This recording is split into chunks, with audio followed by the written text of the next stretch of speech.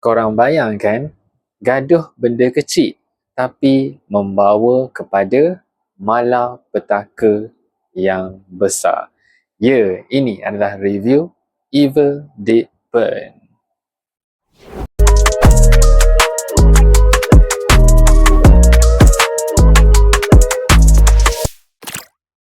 Okey, untuk movie Evil Dead Burn ni, aku baru tengok dan baru rasa nak tengok.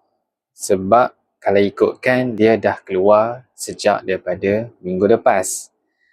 Jadi masa keluar minggu lepas, aku ada tengok lah review orang yang pergi premiere apa semua. Banyak yang kata tak berapa menarik dan orang kata lagi gempak Evil Dead Rise yang 2023 lagi. Konsep pun kalau ikutkan yang 2023 tu lebih kepada kekeluargaan. Cuma kali ni banyak yang komen kata dia memang tak ada storyline dan sekadar huru-hara dalam keluarga saja. Jadi benda tu pada yang tak tengok yang Evil Dead Rise yang 2023 tu pun tak apa, sebab ini boleh dikatakan dia macam cerita baru. Jadi pada yang baru nak tengok, korang boleh tengok lah. Tapi memandangkan dah seminggu ditayangkan, so mungkin tayangan pun akan berkurang dan aku expect movie ni mungkin akan masuk dekat HBO. Jadi kalau ikutkan cerita ni, cerita boleh dikatakan agak seram. Kalau ikutkan seram ni, payah sikit aku nak tengok. Jadi aku nak tengok juga sebab sekarang dalam mood, orang kata mood baran. Jadi aku nak tengok benda yang bunuh-bunuh orang ni. Sebab mereka kata banyak yang orang kata Evil Dead Burn ni memang tak potong. Kan? Semua dia tunjuk, dia cucuk, dia kelar, dia apa, dia tarik besi apa, semua dia tunjuk dan nampak real. Kan? Jadi memandangkan mood aku mood tengah baran, jadi aku memang nak tengok lah benda-benda yang bunuh orang ni. Jadi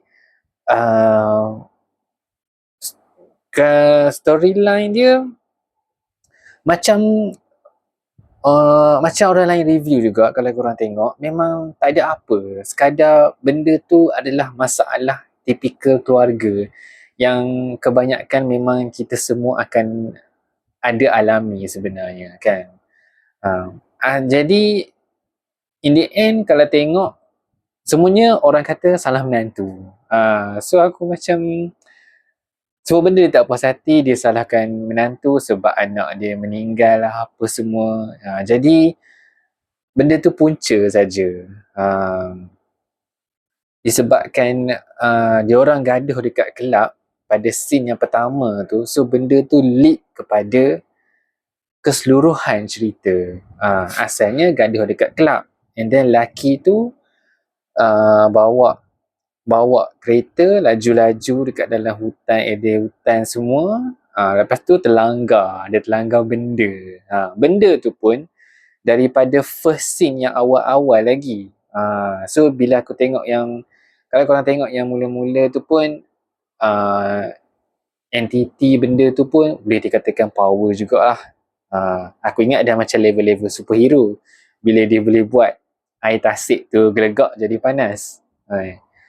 Dia, bagi aku konsep dia memandangkan konsep dia ada horror dan supernatural. Jadi dia ada jump scare tu, aku agak lemah sikit. So memang aku tengok tu ada jugalah scene yang korang boleh expect sebenarnya ada jump scare.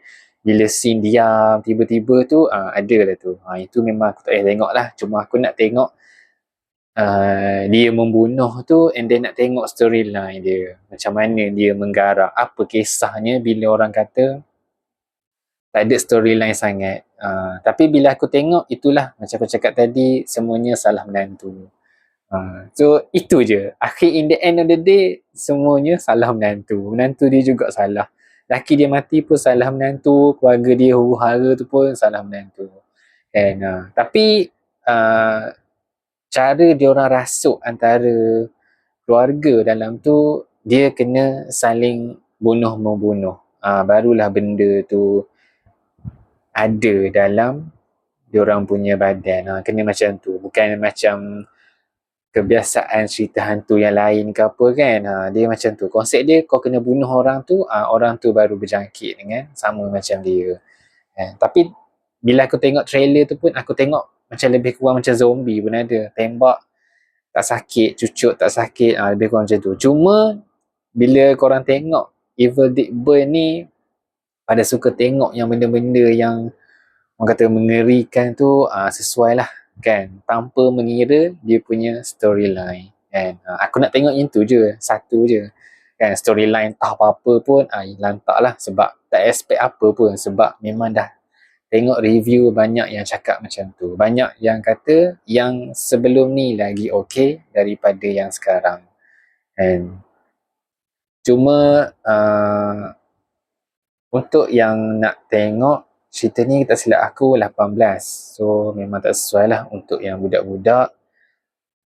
Jadi banyak scene yang orang kata memang jelas. Memang orang kata kalau korang nak tengok benda-benda yang mengerikan tu, memang puas hati lah kan. Memang puas hati. Jadi pada yang nak tengok, tak ada masalah dengan scene benda tu, boleh proceed ataupun korang boleh tunggu dekat streaming platform nanti. Dan pada yang dah tengok review sebelum ni kan, yang orang kata tak berapa menarik, macam kurang, macam tak ada sangat storyline dia, macam tak ada apa sangat tau sebenarnya, aku tak saran lah, aku tak recommendkan sangat benda ni. Sebab setengah orang nak tengok wayang, nak tengok biar berbaloi dengan harga tiket yang dibayar. Dan sebelum aku tengok ni pun, aku dapat tahu ada scene credit last kali. Scene credit tu aku dah tengok. Kalau ikutkan scene credit di hujung tu adalah sambungan daripada yang 2023 punya, kata silap aku. Dan tadi aku tengok ada satu juga scene credit selepas yang tunjuk nama-nama pelakon tu. Itu pun aku tak expect sebenarnya. Aku tak tahulah benda tu dia nak sambung untuk nanti ke, ataupun dia sekadar, orang kata sekadar letak dekat situ saja. Pada yang dah tengok, korang tahulah scene credit apa. Tapi yang last kali tu, ada yang cakap itu memang kemungkinan besar sambungan daripada Evil Dead Rise. Yang konsep macam keluargaan sikit tu. Aku rasa yang tu lah. Tapi scene credit yang pertama tu aku tak boleh brain macam mana dia boleh hidup lagi, sedangkan rumah last kali tu perempuan tu dah bakar sebenarnya. And, so aku tak tahu korang ada teori korang sendiri ke macam mana. So pada yang dah tengok, korang rasa macam mana? 1 jam 55 minit tu puas ke, ataupun korang rasa patut panjangkan sikit, ataupun cukup sebenarnya untuk cerita segala yang perlu diceritakan dalam movie Evil Dead Rise, Evil Dead Burn kali ni.